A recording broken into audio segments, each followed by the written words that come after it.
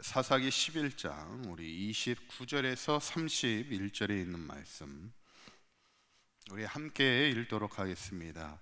이에 여호와의 영이 입다에게 임하시니 입다가 길라앗과 므낫세를 지나서 길라앗의 미스베에 이르고 길라의 미스베에서부터 암몬 자손에게로 나아갈 때 그가 여호와께 서원하여 이르되 주께서 과연 암몬 자손을 내 손에 넘겨주시며 내가 암몬 자손에게 평안히 돌아올 때 누구든지 내 집 문에서 나와서 나를 영접하는 그는 여호와께 돌릴 것이니 내가 그를 번제물로 드리겠나이다 하니라.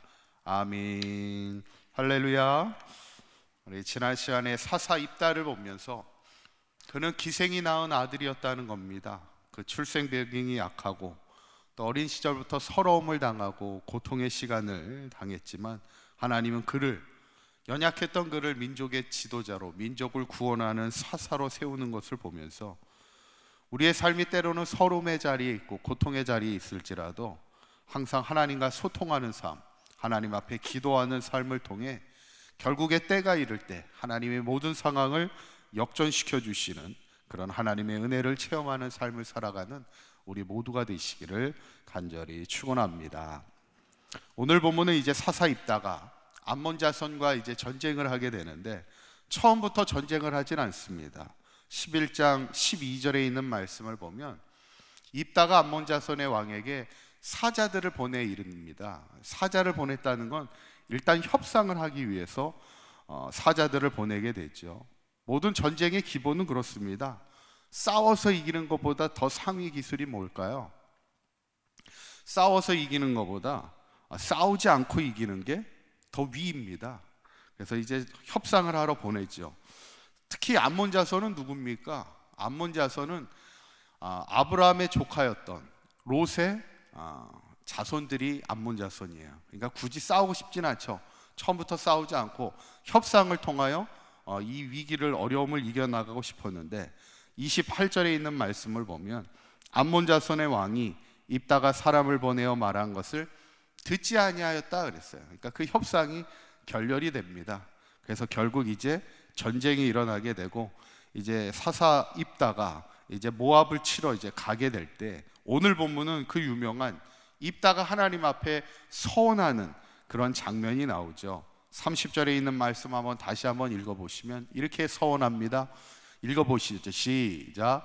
그가 여호와께 서원하여 이르되 주께서 과연 암몬 자손을 내 손에 넘겨주시며 내가 암몬 자손에게 평안히 돌아올 때에 누구든지 내 집의 문에서 나와서 나를 영접하는 그는 여호와께 돌릴 것이니 내가 그를 번제물로 드리겠나이다 하니라.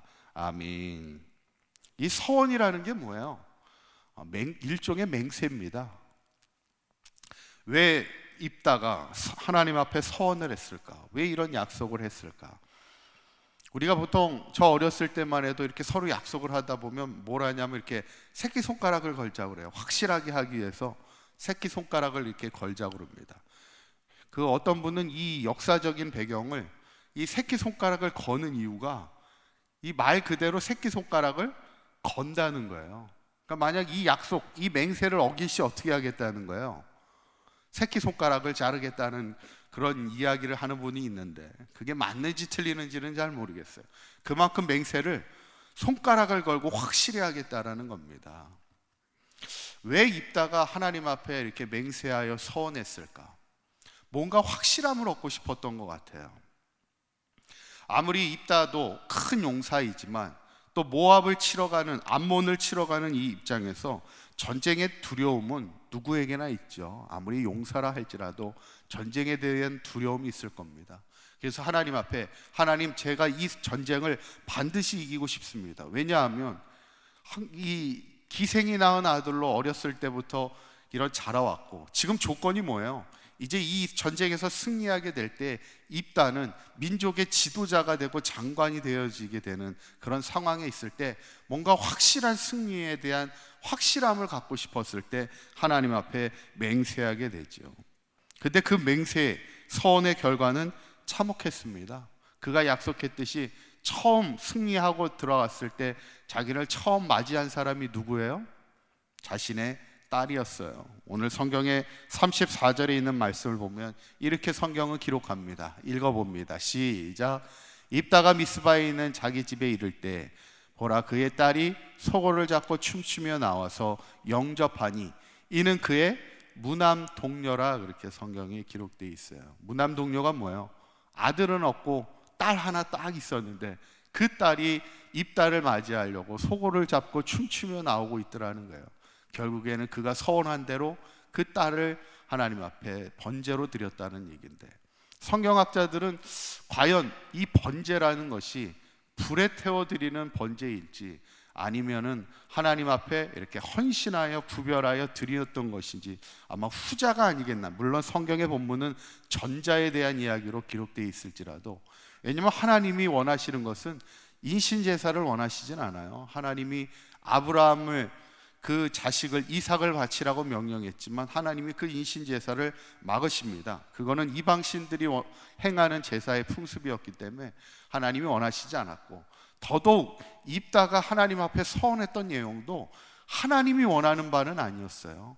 하나님이 어떤 사람을 번제로 태워드리는 것을 원하지 않습니다. 그거는 이방신들이 원하는 것이었고, 그렇기 때문에 어쩌면 입다의 서원 자체가 잘못된 서원이었음을 우리가 볼 때, 이 서원이라는 것, 맹세라는 것은 상당히 하나님 앞에 행할 때 조심해야 되고, 예수님이 신약에 가서는 예수님의 말씀은 맹세하지 말라 이렇게 이야기합니다. 그런데 저는 오늘 본문을 보면서 중요한 부분은 29절에 있는 말씀입니다. 29절에 있는 말씀 한번 읽어볼까요? 시작. 이에 여호와의 영이 입다에게 임하시니 입다가 길르앗 가므낫세를 지나서 길르앗의 미스베에 이르고 길르앗의 미스베에서부터 암몬 자손에게로 나아갈 때 이렇게 이야기합니다. 앞 페이지를 다시 보여주시면, 입다가 하나님 앞에 서원하기 전에 이미 이에 여호와의 영이 입다에게 어떻게 했다고요? 임하였다는 겁니다. 사실은 입다가 어떤 승리에 대한 확신을 얻고 확실함을 얻고 싶어서 하나님 앞에 맹세하고 서원하였지만, 이미 하나님은요 입다에게 하나님의 영으로 충만하게 임재하고 계시다는 거예요. 이것이 더욱더 확실한 믿음의 증거고 믿음의 확실함이 아니겠는가. 굳이 우리가 누구를 드리겠다라고 서원하지 않아도, 어떤 승리에 대한 확신을 구하지 않아도 어쩌면 하나님의 영이 우리 가운데 임재한 것만큼 확실함의 증거는 없다는 거예요. 저는 바라기는 우리가 정말 하나님 앞에 바르게 기도할 것은 우리의 삶 가운데 하나님의 영이 임재하기를 기도하고, 우리의 가정 가운데, 우리의 교회 가운데 늘 하나님의 영이 임재하기를 기도한다면 이것이 우리가 흔들릴 이유가 없다는 거예요.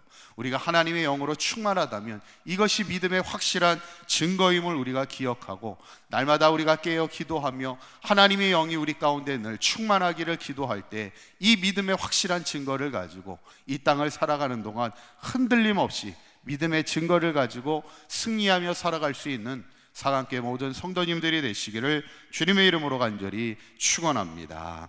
기도하시겠습니다. 고맙고 감사하신 하나님, 오늘 입다의 서원을 보면서 이미 여호와의 영이 임재한 것을 봅니다. 하나님의 영이 입다에게 임한 것이 확실한 믿음의 증거임을 알게 하여 주셔서 우리도 이 땅을 살아가는 동안 하나님의 영이 우리 가운데 임재하기를 사모하는 삶이 되게 하여 주시고, 하나님의 영이 충만한 삶을 통하여 믿음의 확실함을 가지고 살아가는 우리 사강교회 모든 성도들 되게 하여 주셔서, 때로는 우리가 흔들리는 상황 속에서, 두려운 상황 속에서도 성령님이 나와 함께 하심에 흔들림 없이 기쁨으로 좁은 길을 걸어가며 승리하는 삶을 살아가는 우리 사강교회 모든 성도들 되게 하여 주시옵소서. 오늘 하루도 주님과 동행하는 복된 하루가 되게 하실 줄 믿사오며 우리 주 예수 그리스도의 이름으로 기도하옵나이다. 아멘.